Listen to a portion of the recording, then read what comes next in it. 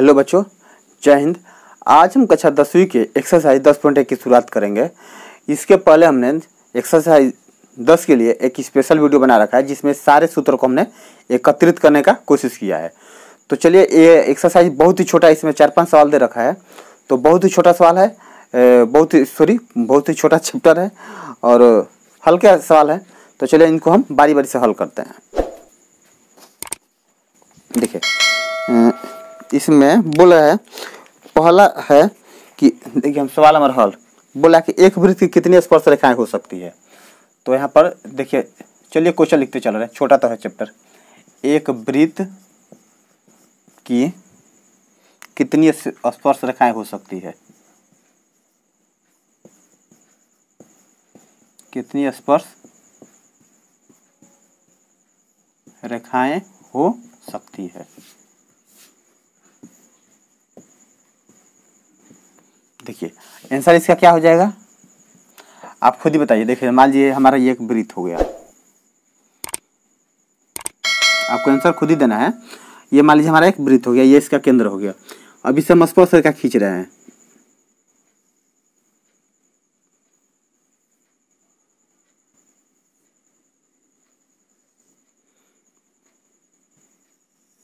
अब आप ही बताइए, अगर ऐसा हम खींचें तो इसमें कितनी स्पर्श रेखाएं खींची जा सकती है, कितनी?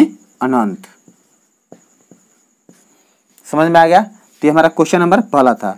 अब हम क्वेश्चन नंबर दूसरा का पहला बोल रहा है कि किसी वृत्त की स्पर्श रेखा उसे कितने बिंदु पर प्रतिच्छेद करती है।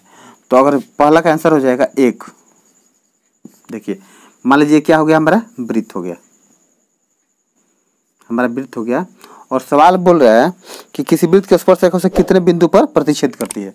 अगर इस बिंदु का हमने मान लीजिए अगर ये स्पर्श रेखा खींचा है तो इसे कितने बिंदु पर प्रतिच्छेद करेगी, किसी एक ही बिंदु पर प्रतिच्छेद करेगी। तो यहाँ क्या हो जाएगा, आंसर हमारा 1 हो जाएगा।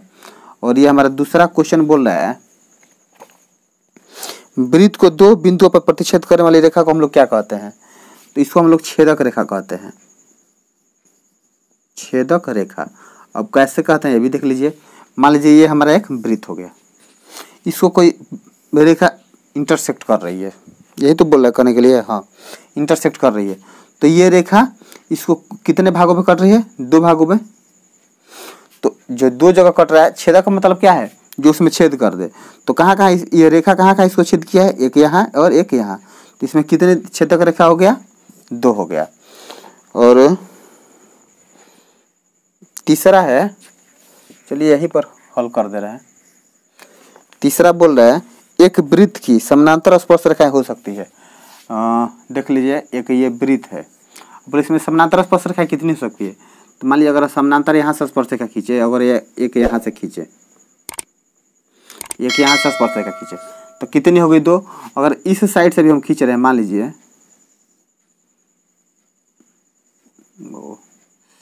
सॉरी थोड़ा इंटरसेक्ट अंदर हो गया।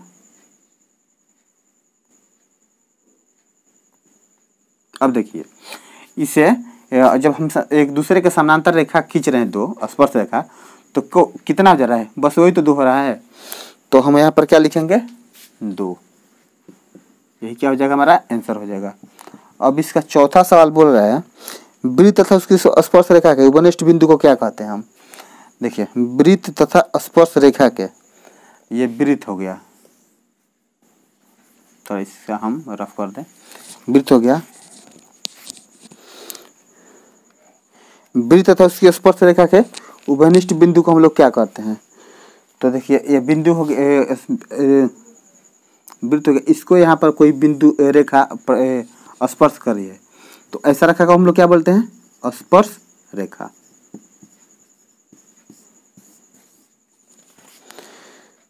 सॉरी बोल रहा है सवाल, वृत्त तथा उसकी स्पर्श रेखा के उभयनिष्ठ बिंदु को बोला, ये जहाँ एक दूसरे को यहाँ पर इंटरसेक्ट कर रहा है, उसको हम लोग क्या बोलते हैं।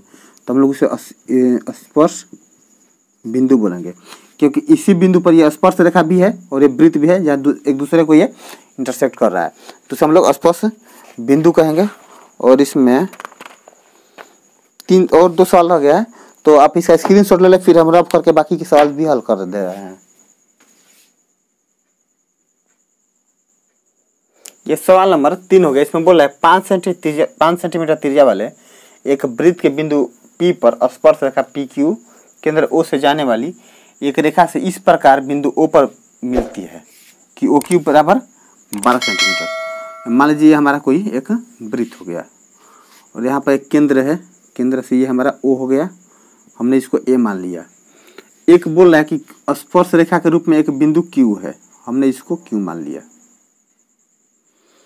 क्या हो गया? Q हो गया। अब बोला इसको जब हम इसको मिला रहे हैं तो हमारा कितना हो जा रहा है, कहाँ गया, 12 सेंटीमीटर। ये हमारा हो जा रहा है 12 सेंटीमीटर। और OQ 12 सेंटीमीटर हो गया और 5 सेंटीमीटर त्रिज्या, मतलब यहाँ से यहाँ तक क्या हो गया, 5 सेंटीमीटर। तो बोला AQ बराबर क्या होगा। तो देखिए चलिए AQ बराबर निकालते हैं हम। AQ बराबर आपने पाइथागोरस प्रमेय पढ़ा है। पाइथागोरस प्रमेय में क्या होता है, कर्ण स्क्वायर माइनस आधार स्क्वायर या लंब स्क्वायर, जो भी निकालना होता है उसके विपरीत हम माइनस कर दे रहे हैं। तो देखिए, तो ये हमारा क्या है, यहाँ पर 90 डिग्री का कोण बना रहा है, समकोण त्रिभुज है। तो देखिए जब समकोण त्रिभुज है तो ये हमारा OQ निकालना है हमें, और OA और OQ दिया हुआ है। तो हम क्या निकालेंगे, इसे देखें यहाँ पर AQ का हमारा क्या हो जाएगा, लंब हो जाएगा। लंब का सूत्र क्या होता है, कर्ण स्क्वायर माइनस आधार स्क्वायर। तो कर्ण हमारा क्या है, OQ का स्क्वायर माइनस OA का स्क्वायर। OQ कितना है हमारा, 12 का स्क्वायर माइनस ये हमारा 5 है, 5 का स्क्वायर। तो हो जाएगा 144 माइनस 25 इक्वल टू क्या हो जाएगा, √119 सेंटीमीटर आंसर। तो AQ बराबर हमारा क्या आ गया, AQ बराबर हमारा √119 सेंटीमीटर आ गया, जो कि ऑप्शन में हमारा डी में दिया गया है। तो आप इसका स्क्रीनशॉट ले लें। फिर हम इस चैप्टर के आखिरी सवाल को हल करेंगे। या देख ही लीजिए, सवाल तो बहुत छोटा है। 4 नंबर बोला है कि एक वृत्त खींची और उसे एक ऐसी रेखा से समानांतर एक ही दी गई रेखा के समानांतर 2 ऐसी रेखाएं खींची है कि उनमें से एक स्पर्श रेखा होता था, दूसरी छेदक रेखा हो। बोल रहा है कि एक यहाँ से त्रिभुज आप ले लीजिए, वृत्त ले लीजिए, वृत्त ले लिया हम। ये हमारा क्या हो गया, केंद्र हो गया। और बोला है 2 ऐसी रेखाएं खींची है कि इसमें से एक स्पर्श रेखा हो, दूसरी छेदक रेखा हो। तो मान लीजिए हमने यहाँ से स्पर्श रेखा खींच दिया और छेदक बोला तो हम कहीं से छेद कर देंगे इसको। तो ये क्या हो गया हमारा स्पर्श रेखा। इसको चलिए हम लिख भी दे रहे हैं।